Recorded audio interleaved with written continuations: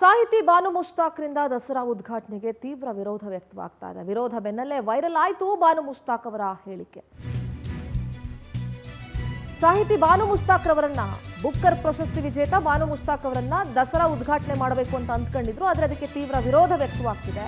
ಆ ವಿರೋಧದ ಬೆನ್ನಲ್ಲೇ ಒಂದು ವಿಡಿಯೋ ವೈರಲ್ ಆಗಿದೆ. ಕನ್ನಡವನ್ನ ಭುವನೇಶ್ವರಿಯಾಗಿ ಒಪ್ಪಲ್ಲ ನಾನು ಅಂತ ಹೇಳಿದ್ರು. ಜನ ಸಾಹಿತ್ಯ ಸಮ್ಮೇಳನದಲ್ಲಿ ಬಾನು ಮುಷ್ತಾಕ್ ಅವರು ಮಾತನಾಡಿದ್ರು. ಭುವನೇಶ್ವರಿಗೆ ಅರಿಶಿನ ಕುಂಕುಮದ ಧ್ವಜ ಕೊಟ್ಟಿದ್ದೀರಿ, ಆಕೆಯನ್ನ ಅರಿಶಿನ ಕುಂಕುಮದಲ್ಲಿ ಲೇಪನ ಮಾಡಿಬಿಟ್ಟಿದ್ದೀರಿ, ಅಲ್ಪಸಂಖ್ಯಾತಳಾಗಿ ನಾನು ಏನು ಮಾಡಬೇಕು ಹೇಳಿ ಅಂದ್ರೆ ಇದು ಯಾವ ಅರ್ಥದಲ್ಲಿ ಅವ್ರು ಹೇಳಿದ್ರು ಅನ್ನೋ ಪ್ರಶ್ನೆ ಬಂದೇ ಬರುತ್ತೆ. 2023ರ ಜನ ಸಾಹಿತ್ಯ ಸಮ್ಮೇಳನದಲ್ಲಿ ಬಾನು ಮಾತಾಡಿದ್ದು ವೈರಲ್ ಆಗಿದೆ ವಿಡಿಯೋ. ಈಗ ಭುವನೇಶ್ವರಿಯನ್ನೇ ಒಪ್ಪದೇ ಇರುವಂತಹ ಬಾನು ನಾಡದೇವಿ ಚಾಮುಂಡೇಶ್ವರಿಯನ್ನ ಒಪ್ಕೊಳ್ತಾರ ಅನ್ನೋ ಪ್ರಶ್ನೆ ಮೂಡ್ತಾ ಇದೆ. ಈಗ ಯಾವ ಆಧಾರದ ಮೇಲೆ ಅವರನ್ನ ಕರಿತೀರಿ? ಈ ರೀತಿಯಾದಂತ ಮಾತನಾಡಿದಂತ ವಿಡಿಯೋ ವೈರಲ್ ಆಗಿದೆ. ಆ ವಿಡಿಯೋವನ್ನ ನೀವು ಕೂಡ ನೋಡ್ಕೊಂಡು ಬನ್ನಿ. ಕನ್ನಡವನ್ನ ಕನ್ನಡ ಭುವನೇಶ್ವರಿಯಾಗಿ ಮಾಡಿಬಿಟ್ರಿ.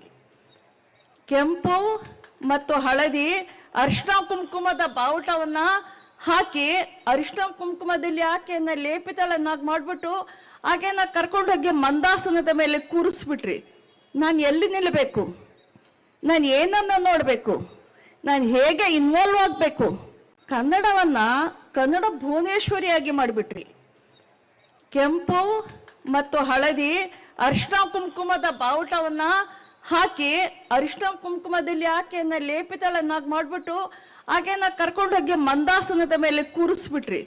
ನಾನು ಎಲ್ಲಿ ನಿಲ್ಲಬೇಕು?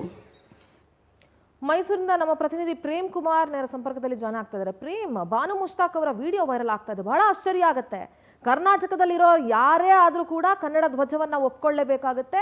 ಆ ಕನ್ನಡ ತಾಯಿ ಭುವನೇಶ್ವರಿ ಅನ್ನೋದನ್ನ ಒಪ್ಕೊಳ್ಳೇಬೇಕಾಗುತ್ತೆ. ಆದ್ರೆ ಒಬ್ಬ ಸಾಹಿತಿಯಾಗಿದ್ದಂಥ ಬಾನು ಮುಷ್ತಾಕು ನೀವು ಅರಿಶಿನ ಕುಂಕುಮ ಲೇಪನ ಮಾಡಿಬಿಟ್ರಿ, ಅವಳನ್ನ ಮಂದಹಾಸದ ಮೇಲೆ ಕೂರಿಸ್ಬಿಟ್ರಿ. ನಾನು ಏನ್ ಮಾಡ್ಬೇಕು ಅಂತ ಕೇಳಿದ್ರೆ ಕರ್ನಾಟಕದಲ್ಲಿ ಇದ್ದಾರೆ ಅಂತಂದ ಮೇಲೆ ಕರ್ನಾಟಕದಲ್ಲಿ ಆ ತಾಯಿ ನಾಡ ದೇವತೆ ಏನಿದ್ದಾಳೆ ಅವಳಿಗೆ ಬೆಲೆ ಕೊಡಬೇಕಾಗತ್ತೆ, ಭುವನೇಶ್ವರಿಗೆ ವ್ಯಾಲ್ಯೂ ಮಾಡಬೇಕಾಗತ್ತೆ. ಭುವನೇಶ್ವರಿಯನ್ನೇ ಒಪ್ಕೊಳ್ಳದಂತ ಬಾನು ಮುಷ್ತಾಕ್ ಅವರು ನಾಡದೇವತೆ ಚಾಮುಂಡೇಶ್ವರಿಯನ್ನು ಒಪ್ಕೊಳ್ತಾರಾ ಅಂತ?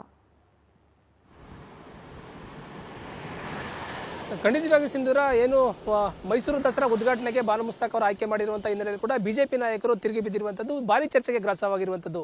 ಈ ಹಿನ್ನೆಲೆಯಲ್ಲಿ ವಿಡಿಯೋ ಒಂದು ವೈರಲ್ ಆಗ್ತಾ ಇರುವಂತದ್ದು. ಬಾನು ಮುಷ್ತಾಕ್ ಅವರ ಹೇಳಿಕೆ ಪ್ರಕಾರವಾಗಿ ಕೂಡ ನಾವು ಕನ್ನಡ ನಾಡಿದ್ದೇವೆ ಎಂಬುದನ್ನು ಕೂಡ ಅವ್ರು ಎಲ್ಲೋ ಒಂದ್ ಕಡೆ ಮರ್ತಂತೆ ಕಾಣ್ತಾ ಇದೆ. ಏನು ಕನ್ನಡ ಬಾವುಟವನ್ನ ಮತ್ತೆ ಕನ್ನಡ ಭಾಷೆಯನ್ನು ಕೂಡ ಸೀಮಿತವಾಗಿ ಮಾಡಿಬಿಟ್ರಿ, ಅರ್ಶನ ಕುಂಕುಮದಲ್ಲಿ ಹೆಜ್ಜೆ ಸೀಮಿತವಾಗಿ ಮಾಡಿರುವಂತ ಹಿನ್ನೆಲೆಯಲ್ಲಿ ಕೂಡ ನಾನು ಅದನ್ನ ಹೇಗೆ ಒಪ್ಕೊಳ್ಳೋದಕ್ಕೆ ಸಾಧ್ಯ?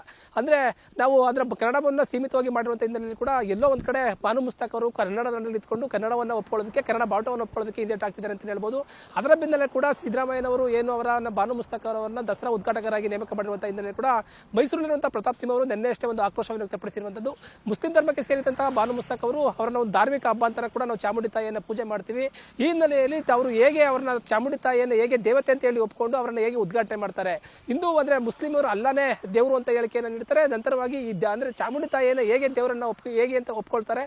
ಈ ಹಿನ್ನೆಲೆಯಲ್ಲಿ ದೇವರನ್ನ ದಸರಾವನ್ನ ಉದ್ಘಾಟನೆ ಯಾವ ರೀತಿ ಮಾಡ್ತಾರೆ? ಇದನ್ನ ಕೂಡ ಸಿದ್ದರಾಮಯ್ಯ ಅವರ ಸರ್ಕಾರ ಬಂದಂತ ಸಂದರ್ಭದಲ್ಲಿ ಕೂಡ ಇಂತಹ ಘಟನೆಗಳಿಗೆ ಇಂತಹ ಒಂದು ಚರ್ಚೆಗೆ ಒಂದು ಕಾರಣವಾಗುವಂತೆ ಮಾಡ್ತಾರೆ.